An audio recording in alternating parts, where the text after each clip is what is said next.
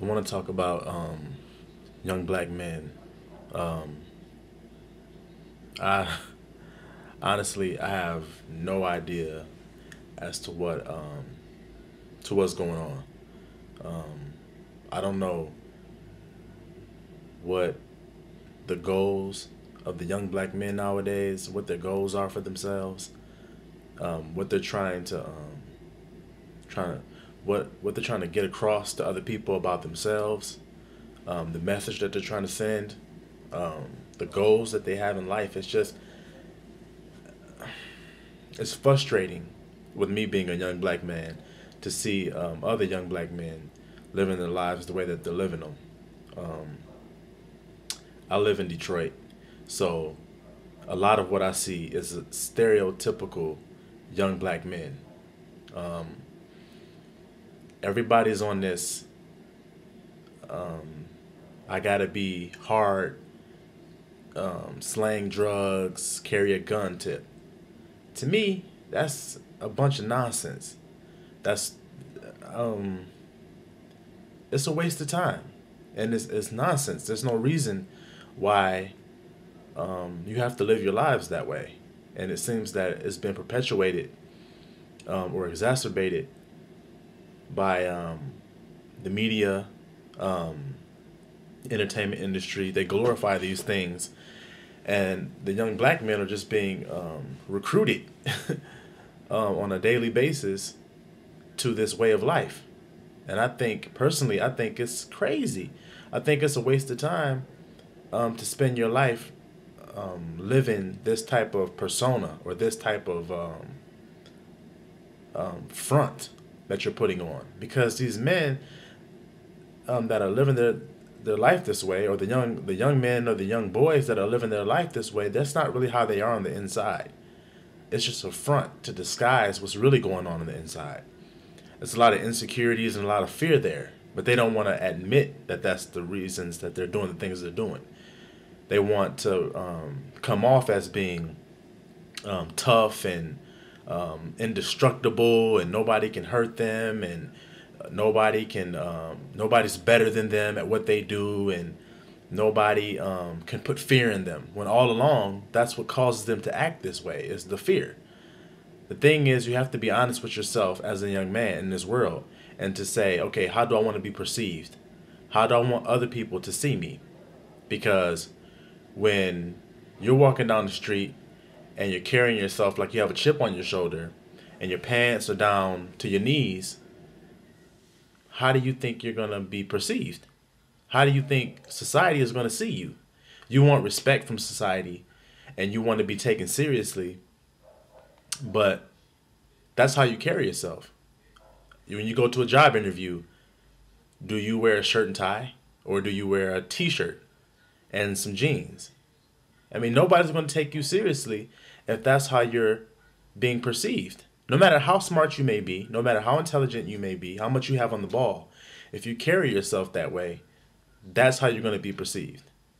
And you look foolish.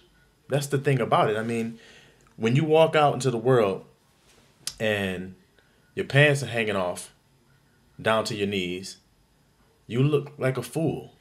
There's nothing cool about that. And y'all must understand that there's nothing cool or fresh or to be desired about a man who does that. It's nonsense. It's silly. It looks stupid, and it's just a waste of time to even to try to be this way. Is you're wasting your time. Nobody's going to take you seriously in this world.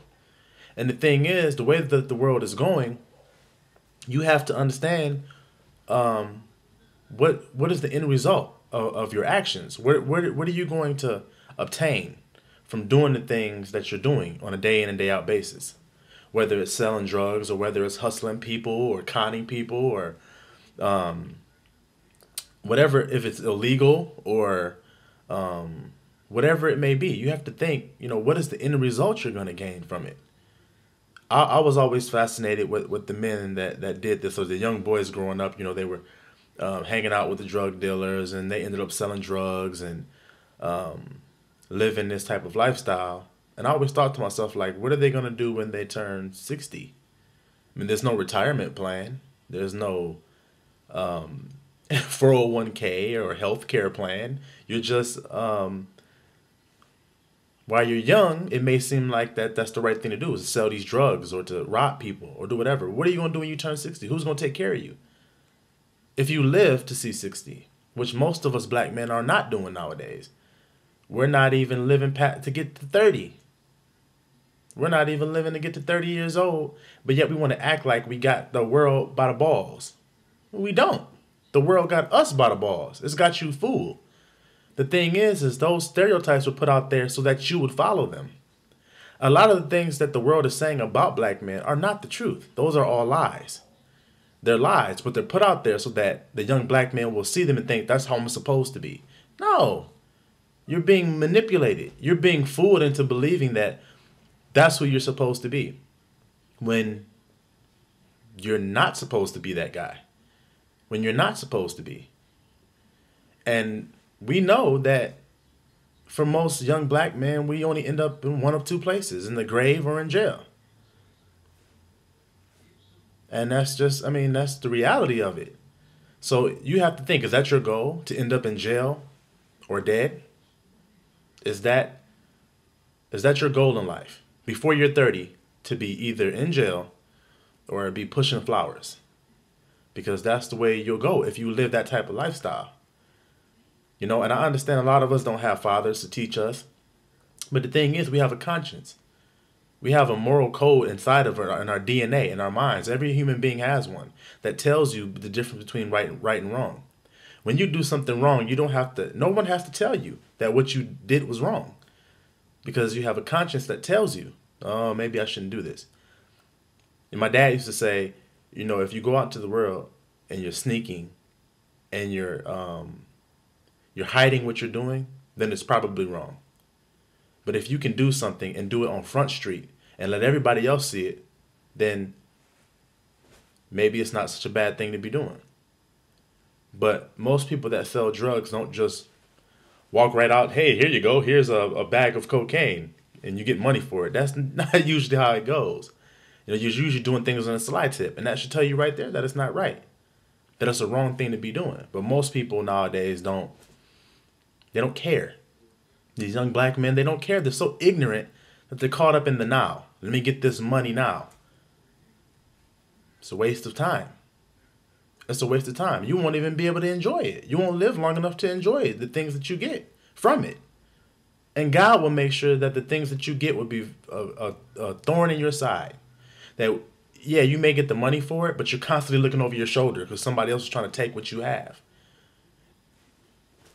Or you're constantly looking over your shoulder because the cops are watching you. The cops know exactly what's going on. They know who sells. They know this. They know exactly who's selling, where they're selling it from, and who they're selling it to.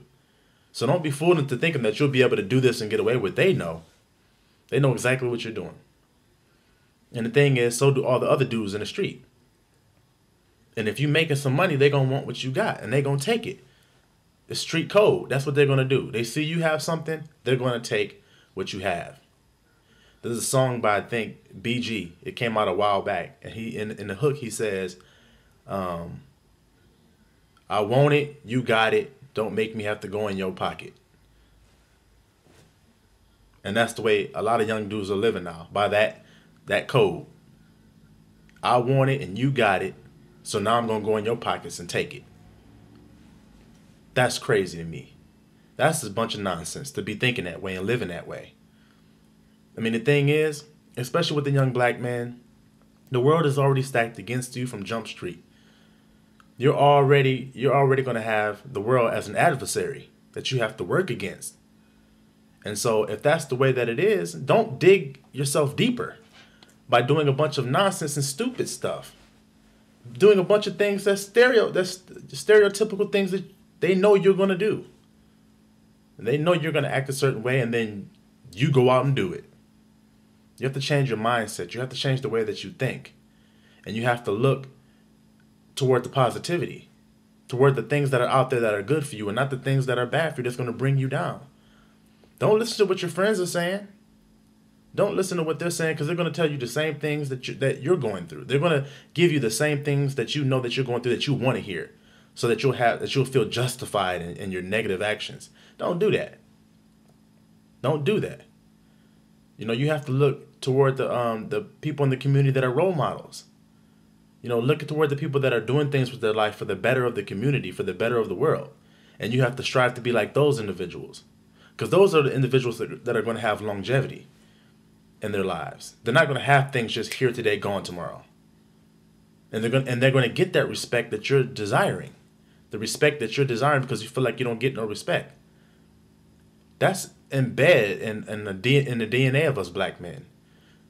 The lack of the feeling of being respected. It's in our mindsets. From generation to generation, it's put into us since slave times. Because we've always felt less than. We've always felt like we were less than everyone else. So the thing is, you have to strive to get that respect, but strive to do it the right way.